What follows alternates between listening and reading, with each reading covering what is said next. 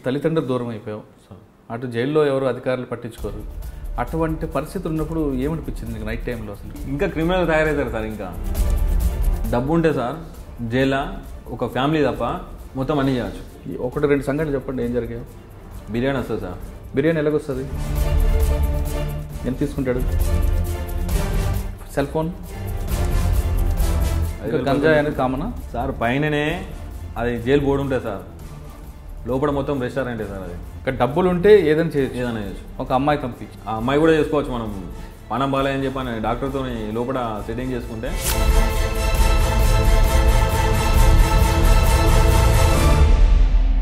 అట్లా కూడా పోయొచ్చు సార్. నేను నవ్వుతారు, మీకు తెలియదు కదా. డబ్బులు ఎక్కడ నీకు? సార్ చెల్లపల్లి జైల్లో. కానీ చెల్లపల్లి జైలు నుండి ఒక అమ్మాయి కోసం బ్రహ్మచారి ఏ విధంగా బయటకు వచ్చాడు, ఎక్కడికి వెళ్ళాడు? అంటే ఏమన్నా నీకు ఆరోగ్యం ఏం బాగాలని చెప్పు.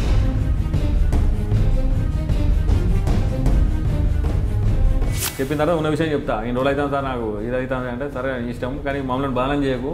గాంధీ హాస్పిటల్లో వ్యభిచారం జరగదు కదా? 3 సంవత్సరాలు 8 నెలలు సార్ నేను ఫోన్ స్విచ్ ఆఫ్ చేయలేదు సార్. మీరు నమ్ముతారా? నేను జైలు ఉన్నా అంటే ఎవరు నమ్మకపోయాను. వెంకటేశ్వర రెడ్డి సార్ వచ్చిండు, మనం లంగలమో దొంగలమో సార్. ఒక ఆఫీసర్ మనల్ని పిలిచి నీ బాధ ఏంటి, నీ పరిస్థితి అని చెప్పి మాట్లాడాడు. చెడునికి మనం చెడు పని చేసినా మంచిగా, కానీ మంచోనికి మనం మగదోనం చేయొద్దని చెప్పని ఫోన్ తీసేసిన సార్ నేను. వరంగల్ జైల్లో మహారాష్ట్ర వరకు ఏ గ్యాంగ్ అంటే ఏం చేసేవారు మీరు అందరు గ్యాంగ్ అంతా కలిపి? డ్రైవర్గా వాళ్ళు ఎంబడిపోయేది. వాళ్ళు ఏం చేసినా ఏమో మాకు తెలియదు. పలాని కాడు ఉండమంటే ఉండాలి, వాళ్ళు అయిపోయిన తర్వాత మళ్ళీ తీసుకురావాలి సార్. అట్లా పోయినా వాళ్ళు ఏం చేసేవారు మీకు కార్లో కూర్చోబెట్టి? అంటే ఎలా దొరికారు మరి? అతను చెల్లె వాళ్ళ ఫ్రెండు మందు తాగిన తర్వాత నన్ను వాడిని రమ్మని చెప్పిందంట. వీడు పోయిండు. ఆ టైంలో ఆమె బయట పడుకునేది, వాళ్ళ అమ్మ బయట పడుకునేది. పోయి పిల్ల రమ్మన్న పిల్ల లోపల పడుకునేది. తర్వాత ఇక్కడ సిటీలో ఒక మర్డర్ చేసాను. మర్డర్ ఎందుకు? ల్యాండ్ వేరేట్ ఉంది, మ్యాటర్ వేరేట్ అయినది. నేను మాట్లాడడానికి పోయినా, నా పేరు తెలుసు కానీ ఆ క్యాండిడేట్ నేనని తెలియదు వాళ్ళకి. నా ఏరియాకి వచ్చి నువ్వు నాతో మాట్లాడుతాను కదా.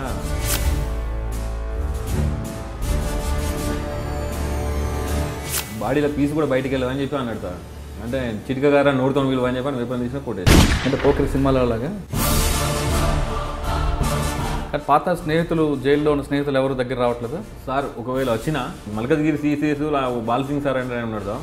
ఫస్ట్ ఓపెనింగ్ కానించి నాకు గిలాస కానించి తీసుకొచ్చి ఇచ్చింది అతనే. నాకు కష్టం వచ్చినా సుఖం వచ్చినా ఒక అన్న ఒక తమ్ముడు లెక్క చెప్తా సార్. చాలామంది కుర్రాళ్ళు చెప్తున్న చెడు స్నేహం వల్ల అవ్వచ్చు, లేదా ఇంకొక పరిస్థితుల్లో అవ్వచ్చు, తుపాకీ పట్టుకొని క్రైమ్ హీరోగా వెళ్ళాలి, డాన్గా ఎదగాలి అనుకుంటున్న వాళ్ళకి ఒక మాజీ ఖైదీగా ఉన్న బ్రహ్మచారి ఇచ్చే సందేశం ఏంటి? 5 సంవత్సరాలు జైలు శిక్ష అనుభవించి నరకం నుంచి బయటకు వచ్చిన దయచేసి నేరాలు చేసేవాళ్ళు చెడు దోషం చేయకుండా, చెడు అలవాట్లు పడకుండా ఇంట్లో వాళ్ళ తల్లిదండ్రులు చెప్పిన టీని ఎలాంటి తప్పులు చేయకుండా, లైఫ్ ఖరాబ్ చేసుకోకుండా మంచిగా ఉండాలి.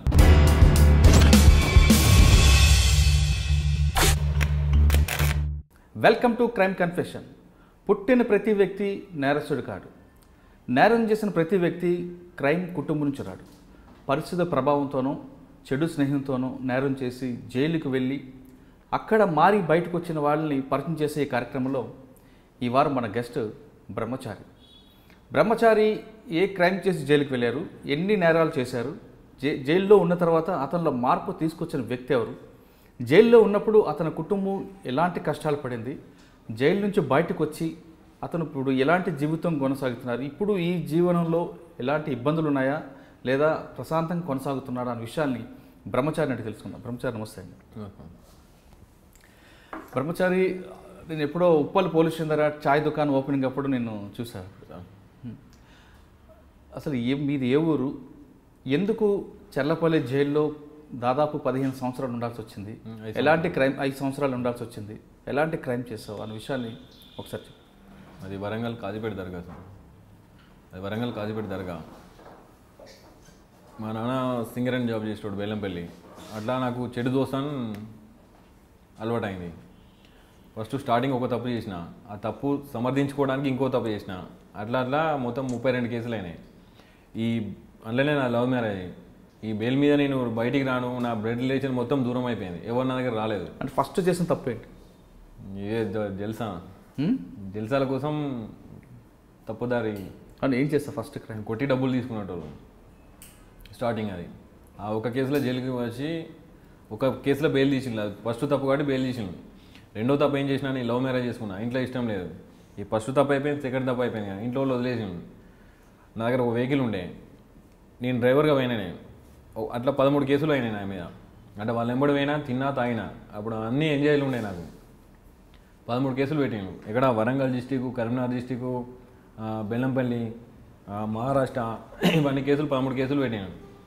నాకు నిద్ర పడతలేదు. నా దగ్గరికి వచ్చి చూసేటోళ్ళు ఇవ్వలేరు. నాకు స్మోకింగ్ అలవాటు ఉండే. టెన్షన్ ఎప్పుడు చూసినా పారిపోవాలని ఉండే. అట్లా ఒకసారి పారిపోయినా. ఆ జైలు ఆ టైంలో ఈ నక్సలైట్కి సంబంధించిన ఆయనే ప్రజాపరిచయానికి వెపన్స్ సప్లై చేసేవాడు. ఆ కేసులో అతను అరెస్ట్ అయి ఉండే. అట్లా మా ఇద్దరికి పరిచయం ఏర్పడ్డది. బయటకు పోయిన తర్వాత కలుద్దామని చెప్పని. అంటే మేము జర్లపల్లి జైలుకి రాకముందు అప్పుడు వరంగల్లో ఉండే.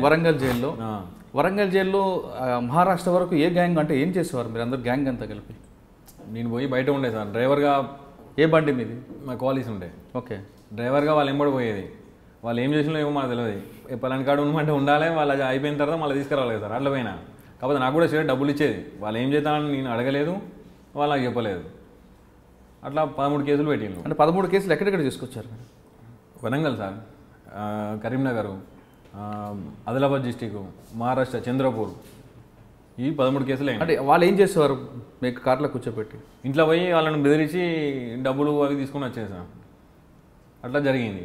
అప్పుడు ఒకసారి కాకుండా 2 సార్లు 3 సార్లు ఎప్పుడు కూడా మీకు చెప్పలేదు ఏం చేస్తున్నాం వాళ్ళు? తెలియదు. అంటే రెగ్యులర్గా పోయేది మేము. అంటే గ్యాప్ ఇచ్చి పెట్టుకుంటే ఇలా ఒక కాడికి పోసినాం కదా, మళ్ళీ నెక్స్ట్ మళ్ళీ పొద్దున్నే మళ్ళీ వేరే కాడికి పోయేది. జైలుకి వచ్చిన తర్వాత అంటే వాళ్ళు దొంగతనం చేసిన తర్వాత, దోపిడీ చేసిన తర్వాత నువ్వు దోపిడీలో ఉండేవాడు కాదు? నీ బయటనే ఉండేది. వాళ్ళు చేసి పట్టుకొస్తున్నప్పుడు ఎక్కడిదేని అడగలేదు ఎప్పుడు? వాళ్ళకి ఏం చెప్పపోయేది సార్. వాళ్ళు డ్రైవర్గానే వాళ్ళు ఎంబడి పోయేది. వాళ్ళు తిన్నప్పుడు నాకు తినిపించేది, వాళ్ళు అయినప్పుడు నాకు తాగిపించేది. నిజమేనా? డబ్బులు ఇచ్చేది. అప్పటిదాకా నాకు జైలు అంటే ఏంటో తెలియదు నాకు. అంటే ఎలా దొరికారు మరి? ఒక అమ్మాయి విషయంలో దొరికినాం సార్. ఇలాగ లవ్ కేసులో దొరికినాం అన్నాడు. ఏ విధంగా? ఈ వేరే ఫ్రెండ్ వాళ్ళ చెల్లె, వేరే మా టీములనే అతని చెల్లె వాళ్ళ ఫ్రెండు మందు తాగిన తర్వాత నన్ను వాడిని రమ్మని చెప్పిందంట. వీడు పోయిండు. ఆ టైంలో ఆమె బయట పడుకునేది, వాళ్ళ అమ్మ బయట పడుకునేది. పోయి రమ్మన్న పిల్ల లోపల పడుకున్నాయి. పోయి అమ్మని లేపినాడు. దానికోసం గొడవ అయింది. గొడవ దునకంగా ఇంటి పక్కలు చూసి పలానైనా అని చెప్పి అంటే అట్లా గొడవ అయింది. వాళ్ళ మీద కంప్లైంట్ ఇచ్చి పోలీస్ స్టేషన్ తీసుకువెళ్ళాను. ఎవరిని? మనదు అనేటోడిని. అంటే మా టీంలో ఒక వ్యక్తి తీసుకొని పోయిన తర్వాత పొద్దున వస్తా అని చెప్పి పేపర్ రాపించుకొని వచ్చిండు. ఇటు పొద్దున పోకుండా ఎస్కేప్ అయినా నా దగ్గరికి వచ్చింది అన్నాడు. వీడు ఎవరితో తిరుగుతాడో వాడిని తీసుకుపోయి అమాయకుని తీసుకుపోయి పోలీస్ స్టేషన్లో పెట్టిన తర్వాత సార్ వాళ్ళ ఎంబడి టీం ఉన్నది సార్, ఈ ఎస్ఐ ఏమో అమ్మాయి కోసం అడిగితే వాళ్ళ ఎంబడి టీం ఉన్నది సార్, వాళ్ళ దగ్గర వెపన్స్ ఉన్నాయని చెప్పని ఈ ఉన్న విషయం మొత్తం బయటికి వెళ్ళింది. ఎవరు అమ్మాయి చెప్పిందో? అమ్మాయి కదా. ఇప్పుడు ఎవరైతే క్రిమినల్ ఉన్నాడో ఎస్కేప్ వాడు దొరకకపోతే వాని ఎంబడి ఉన్న ఒక అమ్మాయి కూడా ఉంటాడు అన్నాడు. ఎప్పుడన్నా సిగరెట్ తాగడానికి, చాయ్ తాగడానికి పోతానన్నాడు. వీనికే తెలిసి ఉంటుంది అడ్రస్ అని చెప్పని పోలీసు వాళ్ళు తీసుకొని కూర్చోబెట్టిండు. కూర్చోటి చెప్పురా ఆడ ఎక్కడ ఉంటాడు ఏం కదా అంటే, సార్ పలానా ఉంటారు సార్, వాళ్ళ ఇట్లా ఉన్నాయి సార్, వాళ్ళ దగ్గర కారు ఉంది, వెపన్స్ ఉన్నాయి అని చెప్పని ఈ స్టోరీ మొత్తం చెప్పాడు. చెప్పి వాడు వారిపోయిన తర్వాత అట్లా ఒక్కొక్కరిని మొత్తం క్యాచ్ చేసి కేసులు పెట్టాను. అంటే 18 కేసులు అయిన తర్వాత దొరికారు? 13 కేసులు సార్. 13 కేసులు అయిన తర్వాత దొరికారు. వెపన్స్ ఎక్కడి నుంచి వచ్చాయి? వాళ్ళ అప్పుడు నాకు ఏం సంబంధం లేదు సార్. వెపన్ కోసం తెలియదు, నాకు ఏం కోసం తెలియదు. పట్టుకొని కూడా పట్టుకోలేదు నేను. ఫస్ట్ టైం జైలుకి వచ్చిన తర్వాత ఫస్ట్ టైం ఇంటరాక్షన్ ఏ విధంగా చేశారు? వాళ్ళకే చేసింది సార్. నన్నేమలే రోజు కూడా ఇంటికి పంపించేది. అప్పుడు 10 రోజులు ఏమి ఉంచుకున్నారు, రోజు కూడా ఇంటికి పంపించేది. కానీ తర్వాత మాత్రం డిమాండ్ చేశారు? నా రిమాండ్ చేశాను. జైల్లో ఎలాగుంది? వరంగల్ జైల్లో ఫస్ట్ టైం వెళ్ళారు సార్. ఏమనిపించింది అప్పుడు? ఏమో అది బతికి వేస్ట్ అనిపించింది సార్. అంటే అమ్మా నాన్న అప్పుడు ఏం బాధపడలేదా? రాలేదు వాళ్ళు. ఇక నాకు మళ్ళీ వాళ్ళు నా దగ్గర రాలేదు. వారం రోజులు ఉన్నా సార్. వేసుకోవడానికి బట్టలు కూడా లేకుండే సార్. అప్పుడు ఇక పారిపోదామని చెప్పని అనుకున్నాను నేను. అప్పుడే ఆ ముఖేష్ శర్మ అనేటైనా పరిచయం అయింది నాకు. ఎవరు? ముఖేష్ శర్మ. ఓకే. ఆయన యూపీ. అదే వెపన్ కేసులో అతను వచ్చిండు. మేము చేసింది ఏం లేదు కానీ పేపర్ స్టేట్మెంట్ పెద్దగా వచ్చింది సార్ మొత్తం. అయితే అందరు పిలిచి నన్ను అడిగేది, అట్లా ఎట్లా చేసిండు, ఏంటి, ఎట్లా పోయింది, ఎట్లా వచ్చిందని చెప్పి అడిగేశారు. చెప్పి నా తలకాయ ఖరాబ్ అయిపోయేది. నా బాధ నాకుంటే వాళ్ళు అడిగేది టార్చర్ అనిపించేది సార్. ఆయన చెప్పిండు అన్నాడు, బయటకు వచ్చిన తర్వాత కలుగు, నీకేమైనా హెల్ప్ కావాలని నేను చేద్దా అని చెప్పని అనుకున్నాడు అన్నాడు. నేను చెప్పిన నాకు వేరే దారి లేదు రాబాయి, నేను ఎస్కేప్ ఒకటే నాకు అని చెప్పంటే సరే బాయ్ అని చెప్పని అతనికి బెయిల్ 2-3 రోజులు బెయిల్ వచ్చేది. ఆ బెయిల్ వచ్చి వెళ్ళిపోయినా. వెళ్ళిపోయిన 3 రోజులకు నాకు ఇంటర్వ్యూకి వచ్చాను. ఇంటర్వ్యూకి వచ్చి కొన్ని సామాన్లు కావాలి తీసుకొచ్చి ఇచ్చింది నాకు. తీసుకొచ్చిన తర్వాత నేను మహబూబ్నగర్ కోర్టు ఉండే నాది. పేచి పోయేటప్పుడు ఎస్కేప్ చేపించడానికి కూడా ట్రై చేసింది నేనే. ఒకసారి అయితే కాలేదు. నెక్స్ట్ టైం నేనే అయితే నువ్వు రాకని చెప్పి నేనే ట్రై చేసిన. ఫస్ట్ టైం ఏ విధంగా ట్రై చేశాడు ఆయన? సార్ నేను ఎస్కేప్ చేయడానికి ఎలా ట్రై చేశాడు? కొడదామన్నాడు అలా. ఎవరిని? పోలీసు వాళ్ళని. అప్పుడు వీలు కాలేదు. నెక్స్ట్ టైం పోయినాం. ఎలా పారిపోయావు? పోయినా సరే అయిపోయింది కదా, కేసు కూడా అయింది కాబట్టి ఎలా పారిపోయావు? కోర్టు దగ్గర 2 కానిస్టేబుల్ కొట్టి కంపౌండ్ దుంకి. ఏ కోర్టు దగ్గర? మహబూబ్నగర్. కానిస్టేబుల్ కొట్టి పారిపోయి గోడ దుక్కి.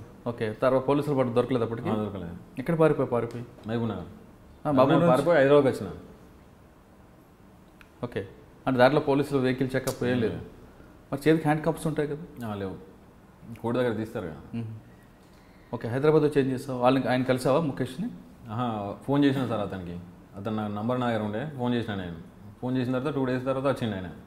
వచ్చిన తర్వాత మళ్ళీ ఇలా కేసులు చేద్దామని చెప్పని అనుకున్నాం సార్. అప్పటిదాకా నాకు జైలు పోలీస్ స్టేషన్ ఏంటిదో నాకు తెలియదు. లోపలికి ఒక వారం రోజులు ఉన్నదా అర్థమైంది నాకు. క్రైమ్ ఎట్లా వేయాలి ఏంటిదని అర్థమైంది. జైల్లో ట్రైనింగ్ అయ్యింది. వెపన్స్ కావాలని చెప్పంటే సరే నేను తీసుకొస్తా అన్నాడు. 2 వెపన్లు తీసుకొచ్చాను. ఎక్కడి నుంచి? అక్కడి నుంచి యూపీ నుంచి. అది ఓకే, వెపన్ తీసుకొని వచ్చాను. తీసుకొని వచ్చిన తర్వాత ఎందుకు వెపన్స్ కావాలని అడిగావు? క్రైమ్ చేయడానికి. ఎందుకు క్రైమ్ చేయాలనిపించింది? మార్పు రావాలని, జైలు నుంచి ఉన్నాం, నా అమ్మా నాన్న రాలేదు, ఒకే జత బట్టలతో ఉన్నప్పుడు బయటకు వచ్చి మారాలని నాకు తెలిసి సార్. జైలుకు పోయిన తర్వాత మారదామని ఎవరు అనుకోరు. ఎందుకంటే ఇప్పుడు అక్కడ ఉన్న వాతావరణం, ఉన్న ఆఫీసర్లు ఇప్పుడు అలాగే సార్. ఇప్పుడు జీతం వస్తుంది, వాళ్ళ డ్యూటీ ఏంటిది? రావాలి, ఆఫీస్కి రావాలి, వారానికి ఒకసారి రౌండ్కి వస్తారు. వాళ్ళు వచ్చే ముందు పినాయిలు చల్లుతారు, కొంచెం సోప్ టాప్ చేస్తారు, అయిపోతుంది.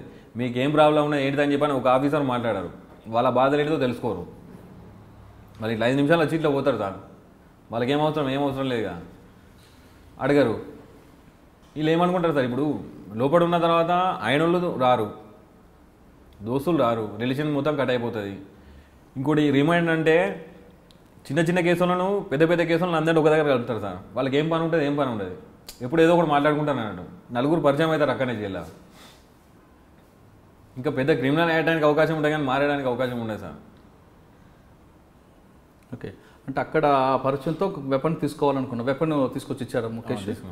ఓకే, తర్వాత ఏం చేస్తారు? వెపన్ తీసుకొని తర్వాత పెద్ద అడ్రస్ తీసుకొని వాళ్ళకి లెటర్ ప్యాడ్ రాసి ఇచ్చేసాను.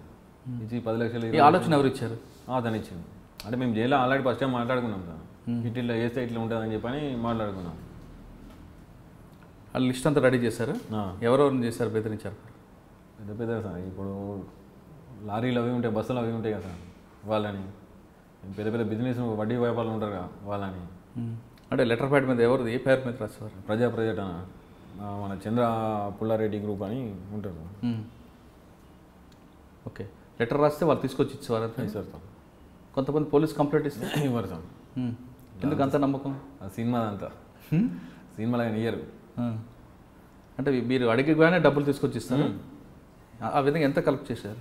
దాదాపు 1,20,00,000 దాకా చేసినాను. 1,20,00,000 దాకా చేసినాను. ఏం చేశారు డబ్బులు? అరెస్ట్ అయింది సార్. అరెస్ట్ అయిన దొరికినాయి. ఒక 8 నెలలు 9 నెలల తర్వాత దొరికినా సార్ నేను. ఇప్పుడు ఫస్ట్ 16 కేసులు చేస్తున్నట్టారు కదా? 16 కేసులు ఉట్టిగా మీద పడేసాను అవి. నెక్స్ట్ ఇప్పుడు అది పండిత్ ముఖేష్ శర్మ అతన్ని కలిసిన తర్వాత ఒరిజినల్గా ఒక 6 కేసులు చేసిన. 6 కేసులు చేస్తావు? ఫస్ట్ ఎవరికెళ్ళి బెదిరించారు లెటర్ రాసి? ఇక్కడ కోంపల్లి ఉంటాడు సార్. ఎంత? 20 లక్షలు వచ్చాడు స్టార్టింగ్. ఫస్ట్ అది బోనియా? అంటే తీసుకొని డైరెక్ట్గా ఇచ్చాడా లేదంటే అక్కడ పెట్టాడా? మేమే పోయినాం సార్ ఇంటికి. ఆఫీస్ ఉంటుంది ఆయన మొత్తం మాకు ఇన్ఫర్మేషన్ ఇచ్చే అతను ఒక అతను ఉండే. అతని ద్వారా ఏ టైంలో ఇంట్లో ఉంటాడో ఏ టైంలో ఆఫీస్ ఉంటాడో తెలుసుకొని డైరెక్ట్ మేము ఇద్దరం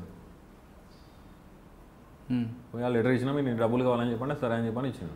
అంటే 50 లక్షలు అడిగినాం సార్. అని డబ్బులు నాకు లేవు, 20 లక్షలు ఉన్నాయి, నాకు కొంచెం టైం కావాలన్నాడు.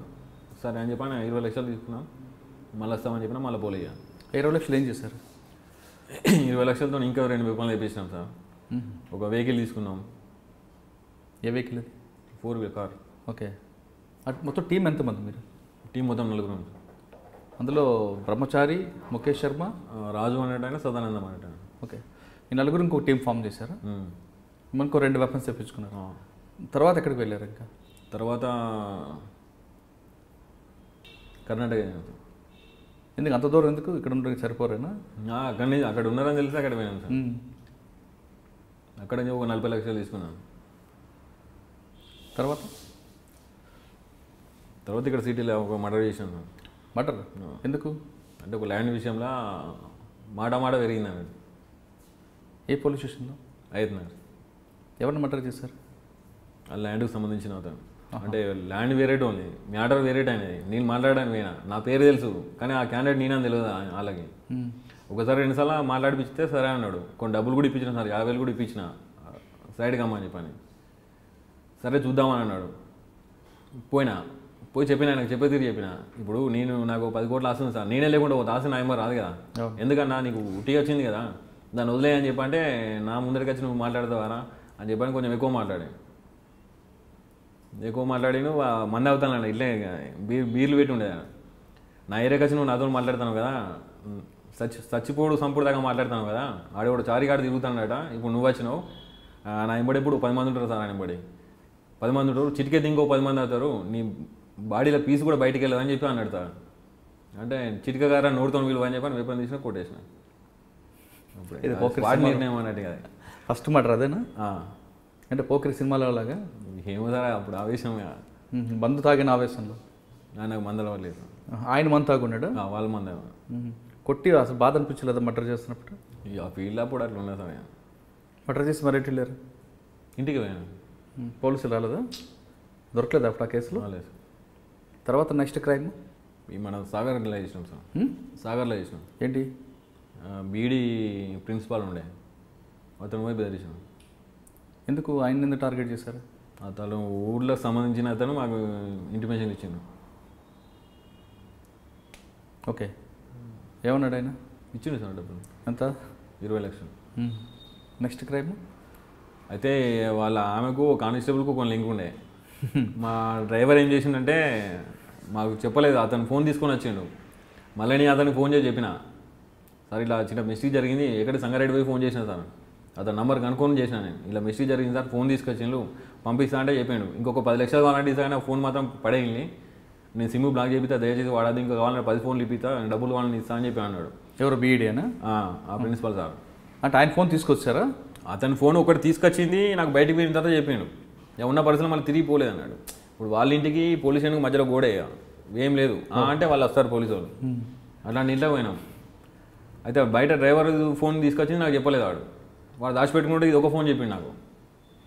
చెప్తా నేను తెల్లారి సంగారెడ్డి పోయి చెప్పిన, ఇట్లా పొరపాటు జరిగింది సార్ ఇట్లా అని చెప్పంటే, సరే మీరు చేసినందుకు నాకు కొంచెం మనశ్శాంతి ఉంది, లేకపోతే రాత్రి మొత్తం నేను నిద్రపోలేదు, ఇంకా 10 లక్షలు కావాలంటే నేను ఇస్తా, 10 ఫోన్లు కావాలన్నా కూడా నేను ఇప్పిస్తాను, కానీ దయచేసి ఆ ఫోన్ మాత్రం వాడద్దని చెప్పాను.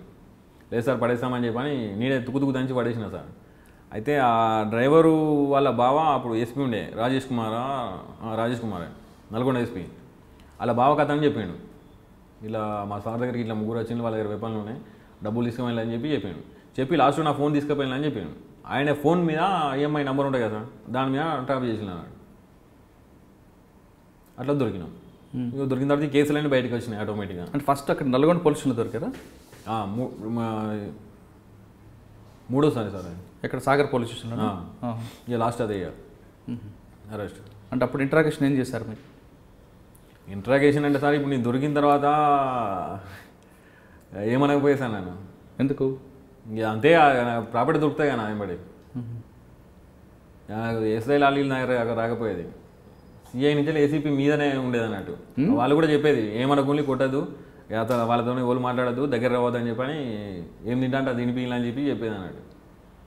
అంటే దొరకగానే జరిగిన క్రైమ్ అంతా ఒప్పుకునేవాడు, ప్లస్ ప్రాపర్టీ రికవర్ చూపించు. దొరికేది సార్ నాయంబడి, వెహికల్ దొరికేది, వెపన్స్ దొరికేది, ఇంకా వాళ్ళకి ప్రమోషన్ ఇంకేమే, వాళ్ళకి పండగ డబ్బులు దొరికేది లక్షలు. ఈ సంపాదన డబ్బులంతా మరి ఏమైనా చేసేవాడవా, లేదంటే పల్లెలకి వాళ్ళకి ఇచ్చేవాడవా, లేదంటే? సార్ అప్పుడు నాకు నేను పలానా అయినా అని చెప్పి నాకు ప్రూఫ్ లేదు సార్. పోలీస్ స్టేషన్లో అవి ఎఫ్ఐఆర్ అవి రాసుకుంటారు కదా, అవి జైళ్ళలో అడ్మిషన్ రాసుకుంటారు కదా, అవి తప్ప నేను పలానా మనిషిని అని చెప్పి నాకు ప్రూఫ్ లేదు. నాకు మా అన్నదమ్ములు కూడా ఎవరు రాలేదు నా దగ్గరికి. కానీ అప్పటికే ప్రేమించి పెళ్లి చేసుకున్నావు కదా మరి ఆమె. నేను వాళ్ళ ఫ్యామిలీ గరీబ్ సార్, వాళ్ళకు పూట కూడా లేకపోయేది అన్నట్టు. నేను ఎందుకు అనవసరంగా నా వల్ల వాళ్ళని ఇబ్బంది పెడతానని చెప్పి నేను పోకపోయేది, ఫోన్ కూడా చేయకపోయేది. మరి ఆమె ఎప్పుడు నీకు ఫోన్లో కూడా కాంటాక్ట్ అవ్వలేదు? లేదు సార్. ఆమె కూడా ఎప్పుడు చెప్పలేదా క్రైమ్ చేయొద్దని? అది అట్లాంటి సందర్భం రాలేదు సార్. ఆమెతో 5 నిమిషాలు కూడా నేను మంచిగా మాట్లాడపోయేది, ఎందుకంటే నా మనసులో నాకు ఉండేది కదా సార్. ఏమైనా ఉండేది? ఎప్పుడు బాధ సార్. ఇప్పుడు ఇంట్లోకి దూరం అయినా అసలు ఎందుకు ఇట్లా చేసినా, మా వాళ్ళు అందరూ employees sir, singer and employees. నేను ఒక్కరిని ఇట్లా అయిపోయినా. నాకు సరే తప్పు చేసినా మరి అట్లా కాదు ఇట్లా అని చెప్పేటోళ్ళు లేరు, నాకు ఇప్పుడు హెల్ప్ చేసేటోళ్ళు లేరు. ఏం చేయాలి, నా లైఫ్ కరెక్ట్ అవుతుందా కాదా అని చెప్పని ఇదే టెన్షన్ ఉండేది సార్. రాత్రి నిద్రపట్టకపోయేది, చక్కగా తిండి తినకపోయేది. డబ్బులు ఉండే సార్, డబ్బులు ఏం చేస్తాం సార్. ఇప్పుడు నా పరిస్థితి ఇదని చెప్పుకునే టోళ్ళు ఎవరైనా ఉండాలి కదా సార్. ఎవరు లేకపోయేది. ఇప్పుడు జైల్లో కూడా ఏంటంటే ఆఫీసర్లందరూ నాకు భయపడి ఒక ఎయిడ్స్ పేషెంట్ నిలబెడతారు సార్ దూరంలో, అట్లా సింగిల్ లాకప్లో పెట్టేశారు నన్ను. ఓకే, అక్కడ నల్లగొండ సాగర్ జైల్లో దొరికిన తర్వాత ఇంటరాక్షన్ అయిన తర్వాత మొత్తం ప్రాపర్టీ రికవర్ అయిపోయింది. తిరిగి మీకు చర్లపల్లి జైలు పంపారు. అక్కడి నుంచి నల్గొండ పంపించింది సార్. నల్గొండలో నన్ను పెట్టుకోవడానికి భయపడ్డారు. అక్కడి నుంచి చెంచగూడ పంపించిండు. చెంచలగూడ కూడా నా కోసం మొత్తం తెలిసి అక్కడ కూడా పెట్టుకోవడానికి భయపడ్డారు. అక్కడి నుంచి మన ఇక్కడ పంపించింది, చెల్లపల్లి పంపించింది. ఎన్ని సంవత్సరాలు ఉన్నారు జైల్లో? 5 సంవత్సరాలు ఉన్నా సార్. ఓకే, శిక్ష పడింది అంటే 100 రాళ్ళలో ఉన్నా శిక్ష పడ్డా కానీ 100 రాలేదు సార్. అంటే మొత్తం అన్ని కేసుల్లోనే ఇప్పుడు చెప్పిన అన్ని కేసుల్లో కూడా మొత్తం కేసు మర్డర్ కేసు సహా కొన్ని కేసులు కన్విక్షన్ వచ్చి అన్ని ఎక్విటెడ్ అయిపోయిందా? అయిపోయినాయి, మొత్తం అయిపోయినాయి సార్. రిమాండ్ పీరియడ్ అక్కడికి సెటప్ అయిపోయింది. జైల్లో ఉన్న పరిస్థితి ఏ విధంగా ఉంటుంది చారి? ఇప్పుడు చెప్పినా కదా సార్, నాకు 16-17 సంవత్సరాలు అప్పుడు సార్ ఒంటలు పోతామంటే భయం అయ్యేది సార్. మా అమ్మ లేపోయి అమ్మ ఒంటలు వద్దామని చెప్పని పోయేసేది సార్. అలా పోయిన తర్వాత నాకు గుండె బండ్ అయిపోయింది సార్. ఎందుకంటే అందరూ కష్ట సుఖాలని మాట్లాడుకుంటారు సార్. మా ఇంట్లో అట్లా అయింది, వీళ్ళ ఇంట్లో ఇట్లా అయింది, పోలీసులు నన్ను ఇట్లా చేసిండ్రు, మా ఇంటికి వచ్చి ఇట్లా చేసిండ్రు అని చెప్పని ఒక్కొక్కరు ఒక్కొక్క బాధ ఉంటుంది సార్. అంటే ఏం తెలియని తీసుకుపోయి అలా ట్రైనింగ్ ఇచ్చి బయటికి పంపిస్తారు అన్నట్టు. అది అంటే జైలు అనేవి ట్రైనింగ్ కాలేజీలు అంటావు సార్. అయితే నిజానికి నేను బయటికి వచ్చిన తర్వాత మ్యాక్సిమం నేనంటే అందరికీ నా పేరు అందరికీ తెలుసు సార్. ఆ క్యాండిడేట్ నేనని తక్కువ మందికి తెలుసు. బయటకు వచ్చిన తర్వాత ఏంది ఒక 2 మర్డర్లు 3 మర్డర్లు చేద్దామనుకున్నాను నేను. ఎవరైనా సిటీలో పెద్ద పేరు పోసిన రౌడీ షీటర్ ఉంటారు కదా సార్, వాళ్ళను మర్డర్ చేసి నేనంటే అందరికీ తెలవాలి, 3 రోజులు బతికి చచ్చిపోయినా మంచిదే అని చెప్పి అనుకున్నాను నేను. అనుకున్న టైంలో మన ఈ వెంకటేశ్వర రెడ్డి సార్ వచ్చిండు. నేను అచ్చుడచ్చుడితోనే నన్ను పిలిచి చారి నీకోసం ఒక్కొక్కరు అట్లా ఇట్లా అని చెప్పంటే ఎట్లుంటాడో ఇంకా అని చెప్పి అనుకున్నాను. నువ్వు చూస్తే సింపుల్గా ఉండవు, వాళ్ళు చెప్పేదానికి నీకు అసలు సంబంధం లేదు అని చెప్పని అన్నాడు. అంటే ఆ విషయం మనం వెళ్ళలేక ముందు కొన్ని కేసులు బలవంతంగా పెట్టారని చెప్తున్నాను ఇందాక, నీకు సంబంధం లేకుండా కూడా. లేదు సార్, పెట్టలేదు. అంటే మీరు చేసిన కేసులే పెట్టారు. మరి ముఖేష్ శర్మ అప్పుడు ఎక్కడ ఉన్నారు? అప్పుడు ఆయన కూడా దొరికారా? దొరికింది సార్. ఆయన ఏమంటారు? ఎవరు ఆయన ఇప్పుడు ఎక్కడున్నారు? ఆయన బయటికి వెళ్ళిపోయింది సార్. అంటే నేను బయటికి వెళ్ళే ఒక 2 నెలలు 3 నెలలు ముందు ఇదే విషయం సార్తో చెప్పిన సార్. ఇట్లా మన వెంకటేశ్వర సార్తో చెప్పిన సార్, నేను బయటికి పోయిన తర్వాత మళ్ళీ నన్ను పోలీసు వాళ్ళు వాడెక్కడున్నాడు, నీ కేసు ఒకటి వీడెక్కడో అని చెప్పి ఇబ్బంది పెడతారేమో అని చెప్పని చెప్పిన సార్. అతను ఇంకో 2 నెలలు 3 నెలలు అయితే రిలీజ్ అవుతాడు. ఆ సారు వాళ్ళతో మాట్లాడాడు. కానీ సాధారణంగా కొన్ని కేసులు కొన్ని చేయని కేసులు కూడా పోలీసులు పెడుతుంటారని ఒక ఆరోపణ ఉంది. అది నాకు తెలియదు సార్, అది అబద్ధం. అది అట్లయితే పెట్టరు, నాకు పెట్టలేదు. ఇప్పుడు బ్యాడ్ సర్కిల్తో చెడు ఫ్రెండ్స్ స్నేహం చేయడం వల్ల ఫస్ట్ క్రైమ్ చేశాను, తర్వాత కంటిన్యూ అయిపోయిందని మేము చెప్తున్నాం సార్. ఇటు తల్లిదండ్రులు దూరం అయిపోయావు సార్, అటు జైల్లో ఎవరు అధికారులు పట్టించుకోరు. అటువంటి పరిస్థితులు ఉన్నప్పుడు ఏమనిపించింది నీకు నైట్ టైంలో? అసలు ఏం చేస్తాం సార్, ఇంకా క్రిమినల్ తయారవుతారు సార్. ఇంకా ఇప్పుడు డబ్బు ఉంటే సార్ జైల్లో ఒక ఫ్యామిలీ తప్ప మొత్తం అన్నీ చేయవచ్చు. అంటే ఇప్పుడు ఈ వెంకటేశ్వర రెడ్డి సార్, ఇంకో శోభన్ బాబు సార్ జైలర్ ఉన్నారు సార్. వీళ్ళు లేకముందు డబ్బు ఉంటే జైల్లో అన్నీ చేయవచ్చు. 1-2 సంఘటనలు చెప్పండి, ఏం జరిగాయో? బిర్యానీ వస్తుంది సార్, మందు తాగొచ్చు. బిర్యానీ ఎలాగొస్తుంది? స్టాఫ్ తీసుకొచ్చేస్తారు లోపలికి. ఎంత తీసుకుంటాడు? 500-1000 రూపాయలు తీసుకుంటారు బిర్యానీకి. బిర్యానీ 200 రూపాయలు కదా? బిర్యానీ 200 రూపాయలు. 100 రూపాయలు వస్తుంది సార్. మందు 1000 రూపాయలు 2000 తీసుకుంటారు. సెల్ ఫోన్ 5000 తీసుకొస్తారు. గంజాయి అనేది కామనా? కామన్ అది సార్. పైననే అది జైలు బోర్డు ఉంటుంది సార్, లోపల మొత్తం రెస్టారెంటే సార్ అది. కానీ లోపల ఆల్రెడీ ప్రతి ఆదివారం నాడు మటన్ ఇస్తారు, బుధవారం నాడు ఎగ్ ఇస్తారు, ఇంకా అవన్నీ ఎందుకు? అవి లేనోనికి సార్. అది లేనోనికి ఒక పూట. ఇప్పుడు రోజు ఉన్నోళ్ళ తింటా అంటే వాళ్ళ ముఖాలు చూస్తారు కదా, ఈ ఒక రోజైనా మీరు తిరుగులు అని చెప్పని ఇస్తారు అట్లా. ఆహా. అంటే జైల్లో భోజనం బాగుంటుందా బాగోదన్నా? అప్పుడైతే బాగాలేకుండే సార్, పట్టించుకోరు సార్ ఎవరు. కానీ చాలామంది ఫ్యాక్షనిస్టులు కూడా నక్సలెట్ ఉండేవారు కదా, వాళ్ళతో ఏమైనా ఇబ్బంది ఉంటుందా జైల్లో? ఏం లేదు సార్. కానీ సినిమాలో చూపిస్తున్నట్లుగా భోజనాల దగ్గర గొడవలు అవ్వడం అంతలేదు. కానీ డబ్బులు ఉంటే ఏదైనా చేయొచ్చు. ఏదైనా చేయొచ్చు. ఒక అమ్మాయి పంపించి అమ్మాయి తప్పేసి ఆ అమ్మాయి కూడా చేసుకోవచ్చు. మనం పానం బాగాలేదని చెప్పని డాక్టర్తో లోపల సెట్టింగ్ చేసుకుంటే ఆయనే బయట హాస్పిటల్లో రాస్తాడు. ఆ చిన్న ఎస్కట్ ఉంటారు కదా సార్, వాళ్ళకి 5,000 ఇచ్చి ఇది చేస్తే ఆ నర్సులో రూమ్ ఉంటుంది, దానిలో పోరేవచ్చు. అట్లా కూడా పోయొచ్చు సార్. నేను నవ్వుతారు, మీకు తెలియదు కదా. ఏ విధంగా వెళ్ళావు? అంటే అమ్మాయి కోసం బయటకు వచ్చావా? పోయేది అట్లా నేను. డబ్బులు ఎక్కడ నీకు? సార్ చెల్లపల్లి జైల్లో కరెక్ట్ చెక్ చేస్తే ఒక 30-40 లక్షలు దొరుకుతాయి సార్. ఒక్కరి దగ్గర 100 రూపాయలు, 50 రూపాయలు, 10 రూపాయలు, 20 రూపాయలు కూడా కనబడదు. 500, 1000 రూపాయలే అప్పుడు. కానీ చెల్లపల్లి జైలు నుండి ఒక అమ్మాయి కోసం బ్రహ్మచారి ఏ విధంగా బయటకు వచ్చాడు, ఎక్కడికి వెళ్ళాడు? Hospital sir treatment. అంటే ఏమన్నా నీకు ఆరోగ్యం ఏం బాగాలని చెప్పు. డాక్టర్తో మాట్లాడితే అయిపోతుంది సార్. డాక్టర్ పెన్ను వాటి రాసిందంటే ఎవరు అబ్జెక్షన్ ఉండే కదా సార్, పంపిస్తారు, ఎస్కార్డ్ ఇచ్చి పంపిస్తారు. ఏ హాస్పిటల్కి వచ్చావు? ఉస్మానియాకి వచ్చినా, గాంధీ పోయినా. గాంధీ హాస్పిటల్లో వ్యభిచారం జరగదు కదా? డబ్బులు లేని వాళ్ళకి సార్, డబ్బులు ఉంటే అన్ని సెట్టింగ్లు జరుగుతాయి సార్. అంటే హాస్పిటల్ పబ్లిక్గా వార్డ్ రూమ్లో అలాగే జైలు వార్డు ఉంటుంది కదా? ఇప్పుడు అడ్మిట్ అయితే జైలు వాడు సార్. అడ్మిట్ కాకపోతే మామూలుగా చెకప్ ఒక అర్ధగంట, గంట సేపు వెయిటింగ్ అంటే మన ఇష్టం. అక్కడ పక్కకు కూర్చోవచ్చు, వాళ్ళు లోపల కూర్చోవచ్చు. ఇప్పుడు ఎవరైనా ఇట్లా మనకు తెలుసా, ఇప్పుడు ఎవరైనా వచ్చి నేను చెప్తా ఇలా పలానా వాళ్ళు సార్ ఫోన్ చేసుకోవాలి, మీకు ఏదైనా చూసుకుంటా అని చెప్పండి, సరే అని చెప్పి ఫోన్ ఇస్తారు. వచ్చి కూర్చొని మాట్లాడుతుంది. ఎవరని చెప్తే అక్కనో చెల్లడో మరదలో గిరదలో అని చెప్తాను నేను. చెప్పిన తర్వాత ఉన్న విషయం చెప్తా, ఇన్ని రోజులు అవుతాను సార్ నాకు ఇది అవుతుంది అంటే, సరే ఇష్టం కానీ మమ్మల్ని బాధం చేయకు, మరీ ఇంత చేయకని చెప్పి చెప్తారు. వాళ్ళకి అమౌంట్ ఇచ్చేసా అయిపోయా, ఇంకేం. కానీ మరి రూమ్ కావాలి కదా? రూమ్ ఎక్కడ ఉంది సార్, ఎందుకు దొరికాయి? అంటే గాంధీ హాస్పిటల్లోనేనా, ఉస్మానియాలోనా? ఆడదున్నాయి, ఈడ ఉన్నాయి. కోర్టు పోయినప్పుడు కూడా చేసిన సార్ నేను. కోర్టు పోతే 5,000 ఇచ్చేది నేను. ఇచ్చేది కారు తీసుకొని వచ్చేది మా వాళ్ళు. అలా ఫోన్ చేసేది, పలానా కోర్టు కాడికి పోతాను రామంటే కారు తీసుకొని వచ్చేది. కోర్టు అయిపోయిన తర్వాత అప్పుడు మన ఇవి ఉండే కదా సార్, ఇప్పుడు వైట్ గ్లాసులు ఉన్నాయి, అప్పుడు ఫిలిం ఉండే కదా, లోపల మంచిగా ఉంటే ఎవరు కనిపించకపోయేది. ఆ కారు పక్కన పెట్టేది కోర్టు గోడకి ఇట్లా. అర్ధగంట, గంట సేపు ఉండేది. వాళ్ళు వచ్చిన తర్వాత బిర్యానీ వాళ్ళకి మంది ఇప్పించేది, 5,000 ఇచ్చేది. అంటే డబ్బులు ఉంటే జైల్లో ఏదైనా చేయొచ్చు? ఏదైనా చేయొచ్చు సార్. లోపల నుంచి మర్డర్లు చేయవచ్చు, ఇంకా కేసులు చేయవచ్చు, ఏమైనా చేయవచ్చు. మర్డర్కి చాలామంది ప్లాన్లు వేస్తుంటారు అంటారు, నిజమే? నిజమే. మీకు తెలిసింది ఎవరైనా జరిగింది అక్కడ? మేము కూడా చేసినాం కదా సార్. ఎవరు ఎవరు ప్లాన్ చేస్తావు జైల్లో ఉండి? చెప్పే 3-4 టార్గెట్ పెట్టుకున్నా సార్. వాళ్ళు బయటకు వచ్చిన తర్వాత వేద్దామని చెప్పి అనుకున్నా. వాళ్ళ ఇన్ఫర్మేషన్ మొత్తం తెలుసుకున్నా. వాళ్ళు 80 రోజులతో మాట్లాడేది రోజు నేను ఫోన్లో. 3 సంవత్సరాలు 8 నెలలు సార్ నేను ఫోన్ స్విచ్ ఆఫ్ చేయలేదు సార్. మీరు నమ్ముతారా? నేను జైలు ఉన్నా అంటే ఎవరు నమ్మపోయా. నేను వెంకటేశ్వర రెడ్డి సార్ వచ్చిండు, నాతో పిలిచి మాట్లాడిండు, ఇంకా అద్దు ఫోన్ అనుకున్నా. ఎందుకంటే మనం లంగలమో దొంగలమో సార్. ఒక ఆఫీసర్ మనల్ని పిలిచి నీ బాధ ఏంటి, నీ పరిస్థితి అని చెప్పి మాట్లాడిండు.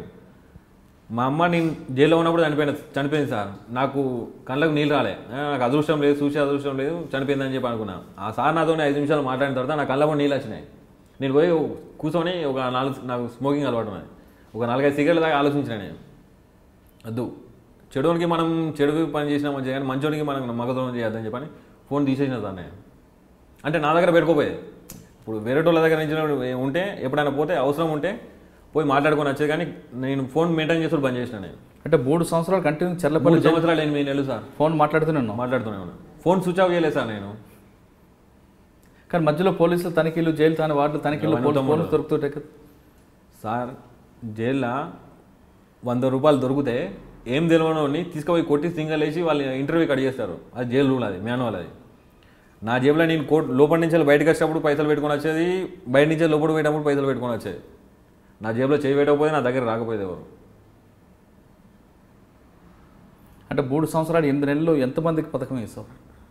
అంటే చంపడానికి 3 మనుషులు ఉండేదా, వాళ్ళను ఈజీ మర్డర్ చేసి నేను ఈ సిటీకి డాన్ ఇద్దామనుకున్నా. అంటే నా ఆలోచన అప్పుడు అట్లా ఉండే, ఈ సార్ రాకపోతే. అంటే సార్ రాకపోయి ఉంటే ప్లాన్ చేసి సక్సెస్ అయ్యేది. ఓకే. అంటే బీలాగా ఎంతమంది ఇంకా ప్లాన్లు వేసేవారు సెల్ ఫోన్ వాడుతూ? అప్పట్లో పరిటాల రవి మర్డర్ కూడా జరిగింది కదా సార్. మీ జైలు నుంచి జరిగినట్లు? జైలు నుంచి జరిగింది సార్. అది మీకు తెలుసా? తెలుసు, కానీ మాకు అంత పరిచయం లేకుండా సార్. అంటే బీలాంటి గ్యాంగే కదా అది. చర్లపల్లి జైల్లో గ్యాంగ్ వార్ జరుగుతూనే అంటారు, వాస్తవం అనేది? నిజమే సార్. నిజమే. ఎలా జరుగుతుంటాయి, ఎందుకు జరుగుతాయి? ఇప్పుడు అసలు ఇప్పుడు రూల్ ఏంటంటే సార్, ఇప్పుడు చిన్న కేసు ఒక బ్లాక్ వాళ్ళకి సపరేట్ పెట్టాలి, పెద్ద కేసులను అందరినీ పెద్ద కేసు దాన్ని పెట్టాలి. ఇప్పుడు జైలు అట్లాగా సార్, ఎవరు ఇష్టం ఉన్నట్టు అలా పంపిస్తారు అన్నాడు. ఇప్పుడు చిన్నోడు ఒక పెద్దోడు ఒక నలుగురు కలుస్తారు సార్. ఇప్పుడు నైట్ మినిమం ఒక 10:30, 11, 12 దాకా పండుకోరాళ్ళు. వాళ్ళకి పని ఏముంటుంది సార్, ఏముంటాయి కదా, ఇట్లే ముచ్చాలు పెట్టుకుంటారు. అలా బయట పోయిన తర్వాత అది చేద్దాం రా, మా ఇంటి సైడ్ ఇది ఉన్నది, మా చుట్టాలు దాంట్లో ఇది ఉన్నాయని చెప్పని ఇట్లా మాట్లాడుకొని ఒకళ్ళ నెంబర్ ఒకళ్ళు ఇచ్చుకుంటారు సార్. ఇచ్చుకొని బయటకు పోయిన తర్వాత ఆటోమేటిక్గా కలుసుకొని మళ్ళీ వాళ్ళు ఒక టీం అవుతారు. ఈ లంచతనం దొంగతనం చేసిన వాళ్ళు ఎప్పటికీ ఆగది, 4 రోజులు అటు ఇటు దొరుకుతాం. వాళ్ళు దొరికి మళ్ళీ లోపలికి వచ్చిన తర్వాత వీళ్ళు ముగ్గురు వస్తారు కదా సార్, ఈ ముగ్గురు ఇంకో 10 మందికి పరిచయం అవుతారు. అప్పుడు మళ్ళీ డివైడ్ అయిపోతారు అన్నట్టు. మళ్ళీ వాడు పోయి ఇంకో టీం తయారవుతాడు, వీడు పోయి ఇంకో టీం తయారవుతాడు, వీడు పోయి ఇంకో టైం, అట్లా క్రైమ్ ఎక్కువ జరుగుతుంది. కానీ గ్యాంగ్ వార్స్ ఎందుకు జరుగుతుంటాయి? ఒకరికొకరు కొట్టుకోవడం, చర్లపల్లి జైల్లో ఆ కొట్టుకోవడంలో అడ్డుకున్న వాటర్లపై దాడి చేయడం ఎందుకు జరుగుతుంటాయి? అది ఉట్టిగా సార్, అది కానీ చాలామంది చెప్తుంటారు జైలు వాటర్లపై దాడి అంటుంటారు. కాదు అది పుకార్లు అవి. ఇంతకు ముందు జరిగేది సార్. అది ఎట్లా, గంజాయి తాగే అలవాటు ఉన్నోడికి ఆయనకి గంజాయి లేకపోతే ఆడు మెంటల్ అయిపోతాడు సార్. ఆడు ఒకసారి ఇప్పుడు గంజాయి రావాలంటే డబ్బులు ఉన్నోడు ఆటోమేటిక్ వచ్చేస్తుంది, అది మెయిన్ గేట్ల నుంచి వచ్చేస్తుంది. డబ్బులు లేనివాడికి దొంగసాటున రావాలి. అది ఒక టైంలో రాలేదనుకో ఆడు మెంటల్ అయిపోతాడు ఆటోమేటిక్గా. హాస్పిటల్లో మత్తు ట్యాబ్లెట్లు కావాలి, ఇది లేకపోతే అది లేకపోతే మెంటల్ అయిపోతాడు, కోసుకుంటారు. అప్పుడు ఆడు ఏం చేస్తాడో మనకు అర్థం కాదు. అట్లాంటి చిన్నవి అయితే కానీ పెద్దగా ఈ పేపర్లలో వచ్చి టీవీలో వచ్చినట్టు అయితే కాదు సార్. కానీ నక్సలైట్లతో తర్వాత ఐఎస్ఐ తీవ్రవాదులు వాళ్ళు కూడా ఉండేవారు కదా, వాళ్ళతో ఎక్కువగా ఘర్షణ వచ్చి ఉండేదా? ఏం లేదు సార్. వాళ్ళు ఎలాగుంటారు అసలు? ఎవరు జాగ్రత్త వాళ్ళు ఉంటారు సార్. అసలు వాళ్ళకి వీళ్ళకి సంబంధం ఉండదు. చర్లపల్లి జైల్లో 5 సంవత్సరాలు ఉన్న బ్రహ్మచారి ఏం నేర్చుకున్నాడు? మరొకసారి క్రైమ్ చేయాలని నేర్చుకున్నాడా, లేదా మారాలని నేర్చుకున్నాడు? మళ్ళీ పెద్ద క్రైమ్ చేద్దాం అనుకున్నా సార్. ఈ మన వెంకటేశ్వర రెడ్డి సార్ వచ్చిన తర్వాత పిలిచి నాతో మాట్లాడింది సార్. అప్పటి నుంచి కొంచెం నాదైనా తగ్గించుకున్నాను. ఆ లైఫ్ అది కరెక్ట్ కాదు. మనం కూడా 10 మందితో కలిసి ఉండాలి. మనకంటూ ఒక మంచితనం పేరు, ఇంతకుముందు ఏదో మంచిదో చెడో చేసాం అయిపోయింది, ఇక నుంచి అయినా మంచి జీవితం మనం గడపాలని చెప్పని అనుకున్నా సార్. ఆ సార్ కూడా నాకు మస్తు హెల్ప్ చేసిండు. అంటే నాకు మీరు పూర్తిగా మారాను అని చెప్తున్నావు బ్రహ్మచారి సార్, కానీ క్రైమ్ చేసేటప్పుడు ఒక్కసారి కూడా బాధపడలేదా? ఒక వ్యక్తిని డబ్బులు వసూలు చేస్తున్నప్పుడు కానీ, మర్డర్ చేస్తున్నప్పుడు కానీ అలాంటి ఆలోచన వాళ్ళు మనలాంటి మనుషులే అని అలాంటి ఆలోచన రాలేదు సార్. అంటే తాగినప్పుడు క్రైమ్ చేస్తావా? నువ్వు తాగకుండా మందలు పడలేదు నాకు, సిగరెట్ ఒకటే తాగుతాను. అంటే సిగరెట్ తాగానే ఫెరిష్ అవుతావా? సరే, వెంకటేశ్వర రెడ్డి గారు అని ఒక అధికారి రావడం, నీలో మార్పు తీసుకొచ్చారని చెప్తున్నాం. బయటకు వచ్చిన తర్వాత సొసైటీ నీకు ఏ విధంగా చూసింది? అంటే ఒక పాత క్రిమినల్గా చూసిందా, మారిన మనిషిగా నిన్ను చూసారా? మామూలుగా నేను చూసాను సార్. అంటే బస్తీలో కానీ, ఊర్లో కానీ, ఫ్రెండ్స్లో కానీ, బంధువులో కానీ? నేను ఉండేది అక్కడ సార్. దాదాపు ఈ క్రైమ్ ఫీల్డ్ వచ్చి ఒక 15 సంవత్సరాలు అవుతుంది. జైల్లో ఒక 5 సంవత్సరాలు ఉన్నాయి. 20 సంవత్సరాల నుంచి సార్ నన్ను చచ్చిపోయాలని చెప్పి అనుకున్నాడు. ఇప్పుడు దోస్తాను అనేది నాకేం లేదు సార్. అప్పుడు ఒక క్రిమినల్, నేను ఎట్లా పోయేదో ఎట్లా వచ్చేది నాకే తెలుసు. నా ఎంబడి నా నీడ వచ్చినా కూడా అప్పుడు నమ్మే పరిస్థితి లేదు. అయితే ఇప్పుడు ఈ సూపరింటెండెంట్ సార్ ద్వారా కమిషనర్ సార్ దగ్గర పోయినా సార్. పోయిన తర్వాత crime DCP sir Naveen Kumar సార్కు చెప్పిండు, ఇతరికి ఏమైనా షాప్ పెట్టి ఇది చేయాలి అని చెప్పిండు సార్.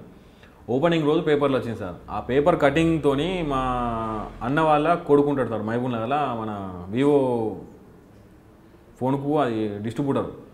ఆ పేపర్ కట్ చేసుకొని అడ్రస్ పట్టుకొని చూసుకుంటూ వచ్చిండు సార్. వచ్చి పట్టుకొని ఏడ్చిండు. వాడు పోయి మా అన్నలకు అందరికీ చెప్పిండు సార్. చెప్పిన తర్వాత వీళ్ళు నాకు ఫోన్ చేయాలన్నా కూడా మళ్ళీ ఏమైనా అవుతా అని అడిగేటోళ్ళు అన్నట్టు.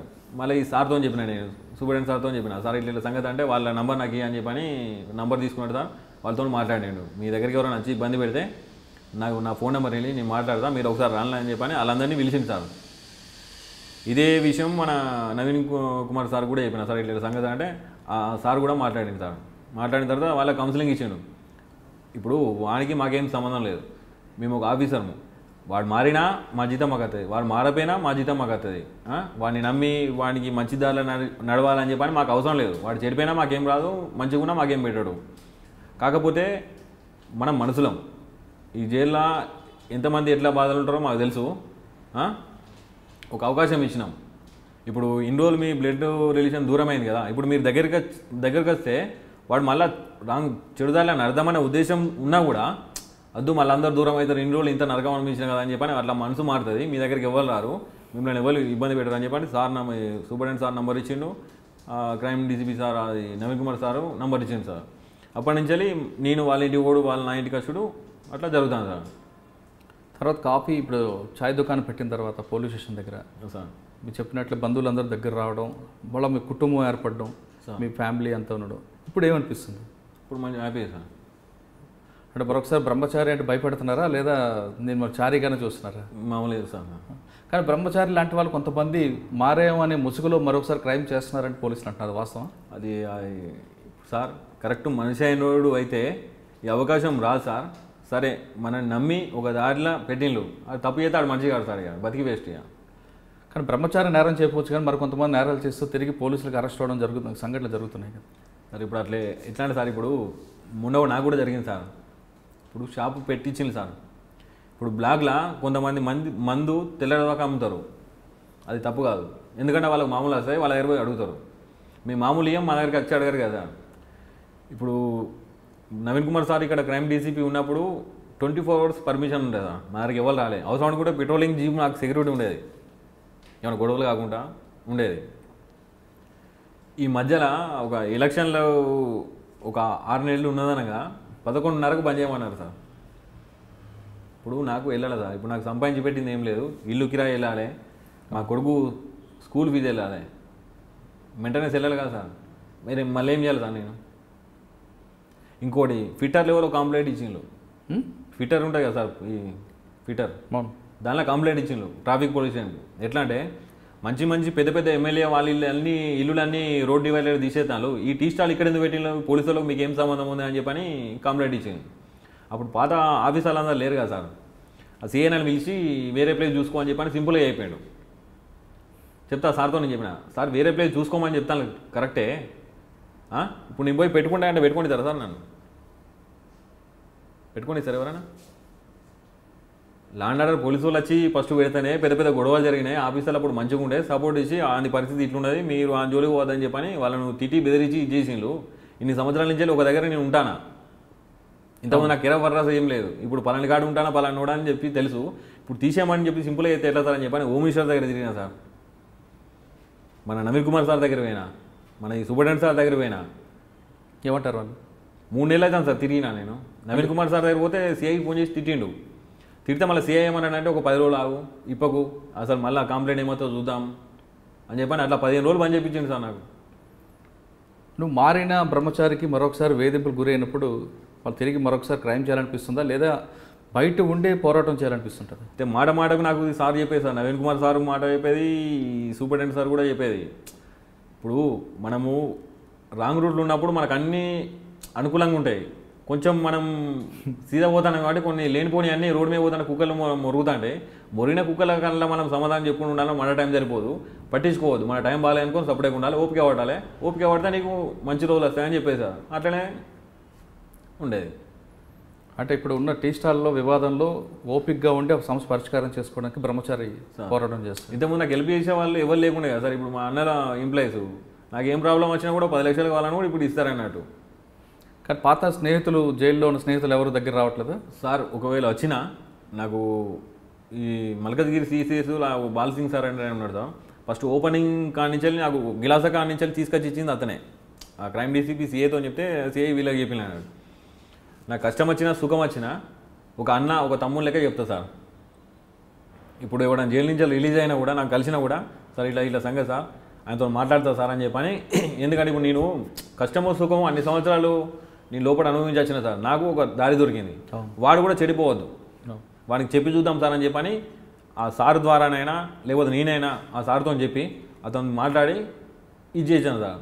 అతను చెప్పేది నువ్వు మంచిగా ఉందాం అనుకుంటే నా దగ్గర రారా, నీకేమైనా సపోర్ట్ కావాలంటే నేను చూసుకుంటా, పోలీసు వాళ్ళతో ఏమైనా ప్రాబ్లం ఉందా, ఇంకా బయట ఏమన్నా నీకేమైనా హెల్ప్ కావాలా నేను చేస్తా మంచితనంగా. అంటే నువ్వు మారడం కాకుండా నీలాంటి వాళ్ళు కూడా మార్పుకి నువ్వు చాలా మంచి పని చేస్తున్నావు.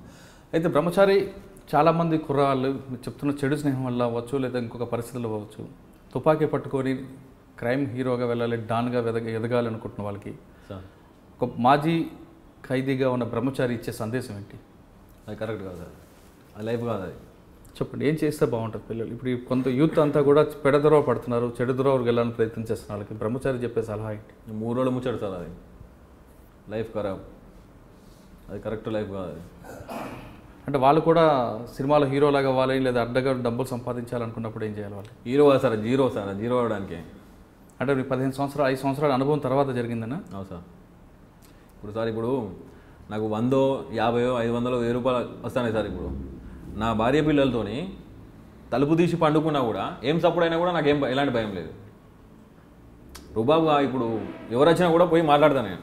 అప్పుడు మేము ఉండే ఇంటి దగ్గర కుక్క మొరిగినా టెన్షన్, ఎవరు వచ్చిండ్రు, కొత్త వెహికల్ పోయినా, కొత్త మనిషి పోయినా కూడా ఎవరినే ఏంటిదని చెప్పని కొన్ని కిలోమీటర్ పోయి ఎంక్వైరీ చేసేది సార్. పలాని నంబర్ వెహికల్ ఎక్కడి నుంచి ఎక్కడ పాసింగ్ ఎక్కడదని చెప్పని తిరిగేది. ఆ ఏరియా ఎంబడే ఖాళీ చేసేది. అంత టెన్షన్ ఉండేది. ఇప్పుడు నాకేం టెన్షన్ లేదు కదా. తప్పు చేసుడు ఎందుకు, ఆ లక్షలు ఇళ్ళ పెట్టుకుంటేందుకు, టెన్షన్ ఎందుకు సార్? ఇప్పుడు మనశ్శాంతి లేకుండా ఎందుకు సార్? లక్షల కోట్లు మనకి ఎందుకు? అది డబ్బు ఉంటే కాదు, మనిషికి మనశ్శాంతి ఉండాలంటున్నారు బ్రహ్మచారి. అంటే యువత తుపాకీ పట్టుకొని నేరాల బాట పడకుండా దానివల్ల వచ్చేది హీరో కాదు జీరో అంటున్నారు బ్రహ్మచారి. బ్రహ్మచారిని చూసి ఇప్పటికైనా కొంతమంది యువకులు ఖచ్చితంగా మారాలని కోరుకుందాం. ఇది ఈ వారం బ్రహ్మచారితో ఎక్స్క్లూజివ్ ఇంటర్వ్యూ. వచ్చే వారం మరో గెస్ట్తో మళ్ళీ కలుద్దాం. అంతవరకు నమస్కారం. నా పేరు బ్రహ్మచారి. గతంలో నేరాలు చేసిన, తెలుసో తెలియకో నేరాలు చేసిన, 5 సంవత్సరాలు జైలు శిక్ష అనుభవించి నరకం నుంచి బయటకు వచ్చిన, ఇప్పుడు నా లైఫ్ నాకు తెలుసుకొని మంచిగా ఉంటానా? దయచేసి నేరాలు చేసేవాళ్ళు చెడు దోషాన్ని చేయకుండా, చెడు అలవాట్లు పడకుండా ఇంట్లో వాళ్ళ తల్లిదండ్రులు చెప్పిన టీని మంచిగా ఉండాలి. ఎలాంటి తప్పులు చేయకుండా, లైఫ్ ఖరాబ్ చేసుకోకుండా మంచిగా ఉండాలి. For more videos, subscribe to iDream. And loads of fun entertainment and content, do watch iDreams. Do subscribe iDream Media. దయచేసి iDreams మీరు సబ్స్క్రైబ్ చేయాల్సిందిగా నేను కోరుతున్నాను. I am Dr. Nayak, DT Nayak. For more videos, please subscribe to iDream. Please subscribe iDream News. Please subscribe iDream. Please subscribe iDreams. మీరు చూస్తున్నారు iDream News.